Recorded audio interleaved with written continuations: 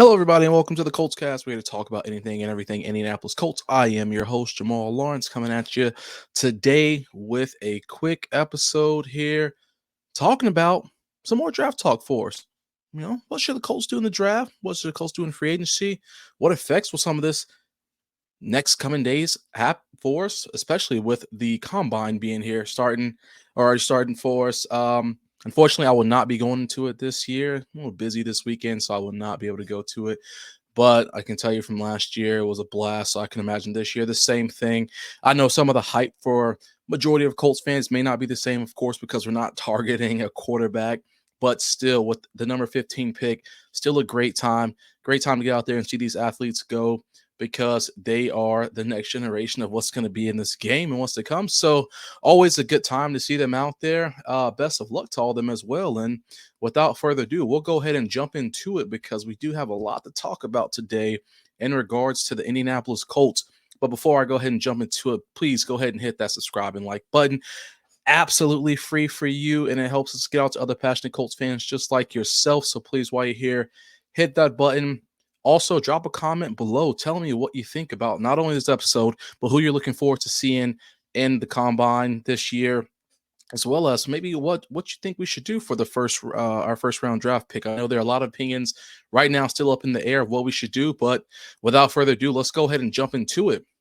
So, what we're going to be talking about today, guys, can the Colts thrive without focusing on an offensive weapon early in the draft or free agency? And this is mainly going to be focused here on the draft for us rather than free agency. We'll get into that talk a little bit more after the combine, after we hear a little bit more. But can the Colts can they thrive? Can they thrive without focusing on this offensive weapon early? And just before we get to that, of course, I just want to talk about that. The team did meet with Brock Bowers today. I'm sure most of you probably saw, whether it's on social media or on ESPN or anything, but Colts met with Brock Bowers today. I think they said about 15 to 20 of the Colts personnel were in there. But, that doesn't necessarily mean that they're ready to pull the trigger on him. We know how Ballard works. Let's be clear. We all know how Ballard works. He loves smoke screens. He loves drawing this attention. So it doesn't surprise me, and it shouldn't surprise anybody, that he's meeting Brock Bowers, who could potentially still be there at the number 15 pick. And at that time, Chris Ballard would have a decision to make, whether he wants a potential generational tight end. I know people use that generational word a lot these days, but that's why I threw the potential in front of there. Whether Chris Ballard will want him, or if not, he may want the best player available after him. I don't know. Of course, only time will tell. But let's be clear about our original question about can the Colts thrive without focusing on the offensive weapon early in the draft or free agency. The Colts are one of the top scoring teams the majority of the season this past season. I don't know if you guys knew that. Some of you may remember that. Colts were just putting up points left and right. Despite all the issues from week one, the contract issues, injuries, etc., figured out a way to put points on the board in a much better fashion than we did in 2022. And really, when you think about how many points we did, besides week one against the Texans and week 8 against the Patriots, we scored at least 23 points a game this season. At least 23. I don't like to talk about the past too much because, you don't want to talk about those negative things that hindered us. But we take a trip down memory lane to 2022, major improvement with us being tied for the league's worst of averaging 17 points per game, tied with only Denver and Houston. So bright upside from 2022 to 2023. In case some of you all forgot, we did see some flashes from Anthony Richardson in his run game. We saw JT and Moss tag team tandem in action. Those three alone accounted for 16 out of the 19 rushing touchdowns we had on the year. Those three. Richardson didn't even play. He played 4 games and got 4 rushing touchdowns on his own. And these other 2 racked up the other 12 to carry out 16 of our 19 rushing touchdowns on the year. Then we take a look at the passing game. Passing game came in at just under 18 touchdowns. Or excuse me, they came in just under the rushing at 18 total touchdowns versus our 19 rushing touchdowns.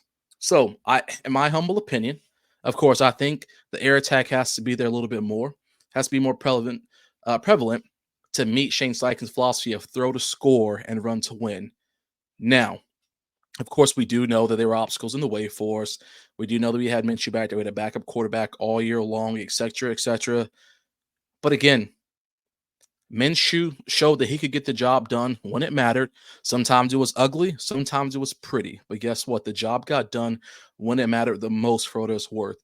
So even with that, I still think we have to see this air attack take over. When Anthony Richardson's back in there, will it just be that his arm strength alone can make this air attack flourish? Don't know. We have to wait and see. We haven't had a chance to really get a lot of deep downfield threats like we would like to, but we have noticed that the screen game and the intermediate and the short pass game has looked decent for us. So we'll have to just wait and see. But of course, we also have to be clear with ourselves too that not all these points came from the offense. We know that. Special teams and defense responsible for putting points on the board for us this year. And that was huge because in the past, I've talked about how spoiled we've been by the turnovers and setting us up in great range to score points on the offensive side of the ball, et cetera, et cetera. Well, the defense took the matter in their hands for us this year a couple times and racked up 4 defensive touchdowns for us. That's extra points on the board in some games where it really mattered the most. That extended the score enough for us to be able to take advantage of just running the clock out. So I got to give them their due credit there.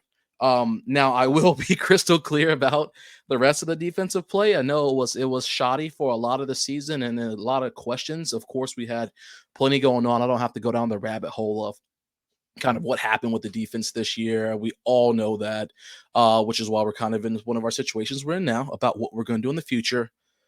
Of course, we'd have loved to see them not let up, 25, 26 points a game, but it happened. It is what it is. We move forward from there.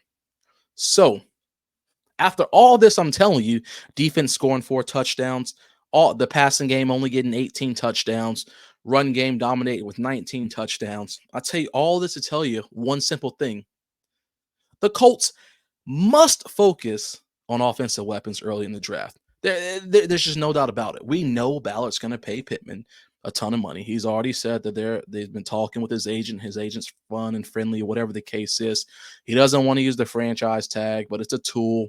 And that's just an empty threat in my humble opinion. I think that they're going to make sure they pay this man. They're going to get it taken care of, as Ballard always does. He's going to pay whatever they want. And as Ballard said in his press conference just yesterday, leading into the combine, he plans to build around Richardson. So let's put the big boy pants on and make it happen in the draft. No, I'm not saying to anybody out there that we need to draft a wide receiver in the first round, because I know most of you guys and gals would get upset if I said, you know what, forget the cornerback position. Let's go ahead and get a receiver. A lot of you would probably like to get Brock Bowers. You'll be okay with that. You may be more content with Bowers than you will be getting a receiver in the first round. I don't know. Drop your comments below and tell me.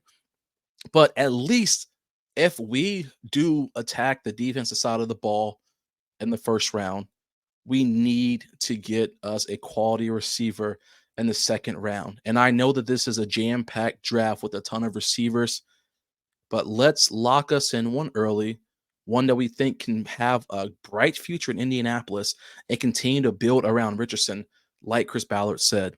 Because if this offense is truly flying and firing on all cylinders, that 24 points should jump up to 26, 27, dang near 30 points a game we should be averaging, be up there with the elite teams out there. It can happen. We know it can happen. We know what will happen if we have a healthy JT, a healthy Richardson, healthy MPJ, a Josh Downs, and Alec Pierce, and another weapon, whether that be in our already compact, tight end room, or adding a receiver there to spice it up a little bit. Maybe give these people in our wide receiver room some competition. Don't know. We'll wait and see. But I just have to say, if Ballard truly means what he says and wants to build around Richardson, and they want this team to be dominant, and we want to continue to live by Steichen's philosophy of throw to score and run to win, you got to add an offensive weapon during the draft. You just have to. There are no questions, ifs, ands, or buts about it. If it doesn't happen, you're doing yourself a disservice as the general manager of this football team. Y'all, please drop your comments below. Let me know what you think, because like I said, the combine's here. It's time to see what talent we have out there and to see where the future of the Colts could look like. Ballard's going to throw a lot of smoke screens out us. There are going to be a lot of bluffs coming out, a lot of talk about who's doing this and who's doing that. So don't get too hung up on some of these initial reports that come out. Think about what he's done in the past. Think about how he's looked at these raw scores. Think about how he thinks about the potential upside of a player when he's talking about them, and see if you can start to connect the dots in your own. And come back and drop some comments and let us know what you think. But again, that's going to be it for me today. Want to just talk about the offense? Hey, y'all have a great rest of your day. Great weekend. Go Colts. Again, we're dropping episodes for you all the time because it is that time. It's that time. We're going into March. The draft is almost here. It's the off season. Colts got a lot of great things coming up for us. But appreciate you guys tuning in. As always, I'm Jamal with the Colts Cast. Y'all take care. Have a great one, and we'll see you soon.